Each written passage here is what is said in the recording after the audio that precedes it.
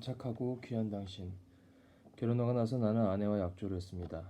아무리 분하고 원통한 일이 있더라도 교회 식구들이 우리 선생님 부부가 싸웠군 하는 생각이 들지 않도록 하자. 앞으로 아이를 몇 명 낳더라도 아버지, 어머니가 싸운 표시를 내지는 말자. 왜냐하면 아이들은 하나님이기 때문이다. 아이들은 아주 작은 사랑의 하나님이다. 그러니 아이들이 엄마하고 부를 때는 무조건 웃으며 그래 하고 답해야 한다. 7년 동안 그렇게 혹독한 훈련을 받은 후 아내는 비로소 어머니다워졌습니다. 교회 안에서 아내를 두고 이러쿵저러쿵 하던 말들도 자취를 감추고 가정에는 편안한 행복이 찾아왔습니다. 아내는 14남매를 낳았습니다. 세계 곳곳으로 순회 강연을 다니는 나와 함께 집을 떠나 있을 때면 날마다 아이들에게 편지며 엽서를 써서 보내는 일을 거르지 않을 정도로 아내는 아이들을 사랑으로 감싸 키웠습니다. 20년 동안 14명의 아이를 낳아 기르려니 무척이나 힘들었을 텐데 내색조차 하지 않았습니다. 해산을 앞둔 아내를 두고 해외에 나간 적도 한두 번이 아니었습니다. 교회 식구들이 보내오는 편지글 속에 아내의 생활이 어려워 영양 상태가 염려된다는 이야기를 읽으면서도 어쩌지 못하는 날도 있었습니다. 그래도 아내는 힘들다는 불평 한 번 하지 않았습니다. 지금도 안쓰럽게 생각하는 것은 하루에 2~3시간밖에 자지 않는 남편에게 맞추느라 아내도 평생 2~3시간밖에 자지 못한 것입니다. 아내는 자기 결혼 반지도 남한테 빼줄 정도로 정이 많은 사람입니다. 헐벗은 사람을 보면 옷을 사주고 배고픈 사람을 만나면 밥을 사주었습니다. 집에 선물이 들어오면 풀어보지도 않고 남한테 주워버리는 일도 다반사였습니다. 한 번은 네덜란드를 순방하는 중에 다이아몬드 가공 공장에 들릴 기회가 있어 그동안 미안한 마음을 표현하고자 아내에게 다이아몬드 반지를 사준 적이 있습니다. 돈이 적으니 알이 큰 것을 사줄 수는 없었지만 내 눈에 좋아 보이는 것으로 큰맘 먹고 사준 것이었는데 그 반지조차 남에게 주어버렸습니다. 내가 아내의 빈 손가락을 보고 반지 어디 갔나 하니 가기는 어디 가요 흘러갔지요 하더군요. 어느 날인가는 말도 없이 커다란 보자기를 꺼내 옷을 싸고 있는 아내를 발견하고는 이유를 물었습니다. 그건 뭘 하려고 그래?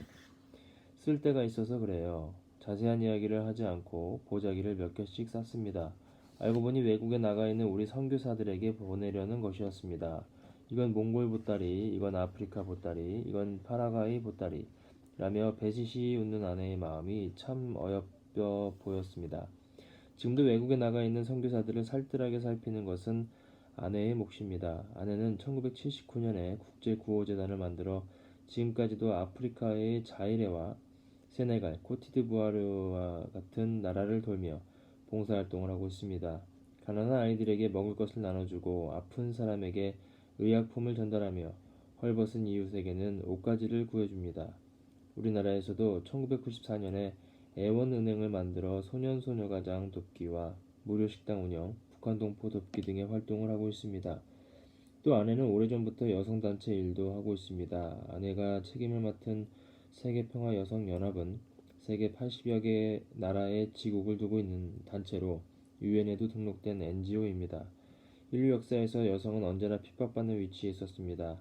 그러나 이제 앞으로 다가올 세상은 여성의 모성과 사랑, 친화력이 바탕이 된 화해와 평화의 세계입니다. 여성의 힘이 세상을 구할 시기가 도래한 것입니다. 하지만 오늘날의 여성단체들은 이상하게도 남성을 반대하는 것이 여성의 파워를 나타내기라도 하는 듯 남성들과 척을 지고 대립하려고만 합니다. 아내가 맡아 운영하는 여성단체에서는 종교의 기반을 두고 사랑으로 평화세계를 열어가는 운동을 펼치고 있습니다. 가정을 깨고 뛰쳐나오는 여성해방이 아니라 참된 가정을 지키며 사랑을 실천하는 여성운동입니다. 효심을 가진 참된 딸로 살아 정철과 헌신으로 내조하는 아내가 되며 자녀를 올바르게 키워 사회를 위해 봉사하는 지도자가 되도록 이끄는 것이 아내의 꿈입니다. 아내가 벌이는 여성운동은 곧 참다운 가정을 만들기 위한 것입니다. 내가 공적인 일로 바쁜 시기에 우리 아이들은 1년의 절반 가까이를 부모 없이 생활해야 했습니다. 부모가 없는 집에서 아이들은 교회 식구들과 공동체를 이루며 살았습니다. 집안에는 늘 교회 식구들이 가득했습니다. 우리 집 식탁은 항상 손님의 차지였고 아이들은 뒷전이었습니다. 이런 환경 때문에 우리 아이들은 여느 가정집 아이라면 느끼지 않았을 외로움을 많이 느끼며 자랐습니다. 그러나 그보다 더한 어려움은 아버지로 인해 겪어야 하는 고통이었습니다. 어디를 가든 이단 교주 문선명의 아들딸로 손가락질을 받았습니다. 나름대로 방황의 시간을 거쳤지만 아이들은 언제나 제자리로 돌아와 주었습니다. 부모로서 세심하게 챙겨주지도 못했는데 하버드 대학교 졸업생이 5명이나 되니 고마울 따름입니다. 이제 아이들은 내가 하는 일을 도울 만큼 모두 장성했지만 나는 여전히 엄격한 아버지입니다. 지금도 아버지인 나보다 더 하늘을 잘 섬기고 인류를 위해 사는 사람이 되어야 한다고 가르칩니다. 웬만한 일에는 꿈쩍도 하지 않는 아내였지만 둘째 아들 흥진이의 죽음 앞에서는 힘들어했습니다. 1983년 12월의 일이었습니다. 나는 아내와 함께 전남 광주에서 열린 승공걸기 대회에 참석 중이었습니다. 흥진이가 교통사고를 당해 병원으로 실려갔다는 국제전화를 받고 이튿날 바로 뉴욕으로 갔지만 병실에 누워있는 흥진이는 이미 의식이 없었습니다. 언덕길을 과속으로 내려오던 트럭이 급하게 브레이크를 밟다가 옆으로 밀리면서 일어난 사고였습니다. 흥진이 차에는 절친한 친구 2명이 같이 타고 있었습니다.